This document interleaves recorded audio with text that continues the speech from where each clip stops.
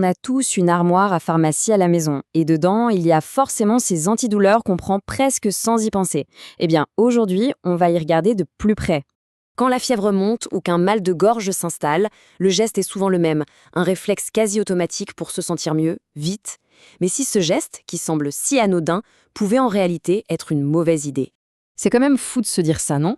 Un médicament censé nous aider, qui pourrait en fait aggraver les choses. C'est pourtant ce que de nouvelles données très sérieuses suggèrent, et on va décortiquer ça ensemble. Alors, de quel médicament on parle exactement? Il s'agit en fait de deux stars de nos pharmacies, deux molécules très connues, l'ibuprofène et le kétoprophène.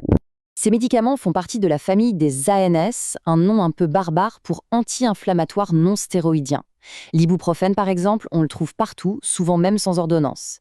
Ils sont très efficaces contre l'inflammation, c'est vrai, mais c'est quand on les utilise sur une infection que les problèmes peuvent commencer. Et voilà le cœur du problème. Non seulement ces médicaments peuvent cacher les signes d'alerte d'une infection bactérienne grave, comme la fièvre, mais pire encore, ils pourraient carrément lui donner un coup de pouce pour qu'elle devienne beaucoup plus agressive.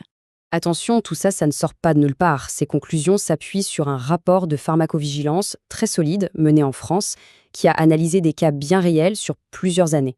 C'est l'Agence nationale de sécurité du médicament qui a fait ce travail. Ils ont épluché des centaines de signalements sur une période de 4 ans et demi. C'est donc une analyse à la fois approfondie et très récente. Et alors, le chiffre clé à retenir, le voici. Pendant cette période, 216 cas d'infection bactérienne grave ont été directement mis en lien avec la prise d'ibuprofène ou de kétoprophène. Et si on regarde dans le détail, c'est assez parlant. L'ibuprofène est en cause dans une très grande majorité des cas, 162 signalements. C'est logique, c'est le plus accessible. Le kétoprophène, lui, il y a 54 cas, mais il est disponible uniquement sur ordonnance. Et là, attention, on ne parle pas d'un petit rhume qui traîne. Les complications sont extrêmement graves. On parle de sepsis quand l'infection se propage dans tout le corps, de méningite ou encore d'infections de la peau tellement violentes qu'elles peuvent détruire les tissus en profondeur. Et puis, il y a ce chiffre, le plus tragique de ce rapport. 12 personnes sont décédées. Parmi elles, des enfants et des adolescents qui n'avaient aucun problème de santé particulier. Ça montre bien à quel point la situation peut devenir dramatique. D'accord, mais alors comment c'est possible? Comment un simple antidouleur peut déclencher une telle catastrophe? L'explication scientifique est à la fois fascinante et un peu effrayante. Alors, pour faire simple, voilà comment ça marche. Une bactérie, disons un streptocoque, entre dans le corps. Si on prend un ANS, à ce moment-là, le médicament va booster la production d'une protéine, la vimentine. Le gros problème, c'est que cette protéine agit un peu comme du velcro pour les bactéries. Elles s'y accrochent beaucoup plus facilement et peuvent se multiplier à toute vitesse.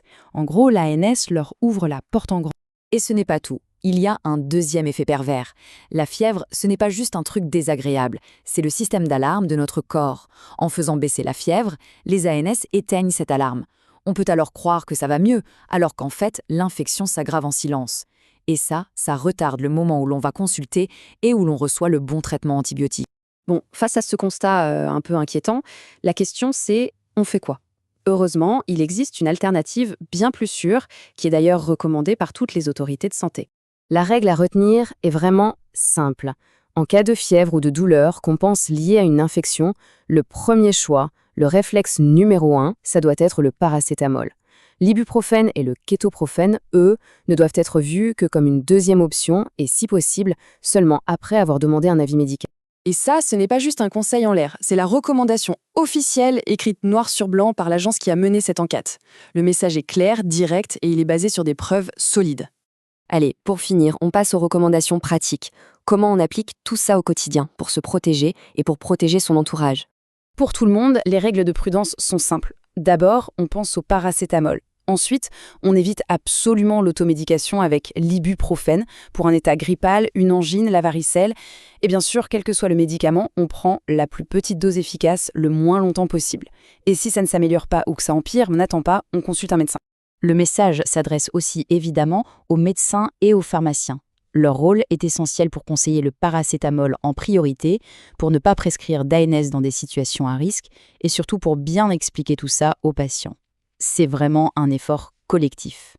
Voilà, après avoir entendu tout ça, la question se pose non. Ce petit geste, attraper un antidouleur, n'est peut-être pas si anodin finalement. C'est sans doute le bon moment de jeter un œil à ce qui se trouve dans son armoire à pharmacie et surtout de bien ancrer le bon réflexe pour la prochaine fois que la fièvre pointera le bout de son nez.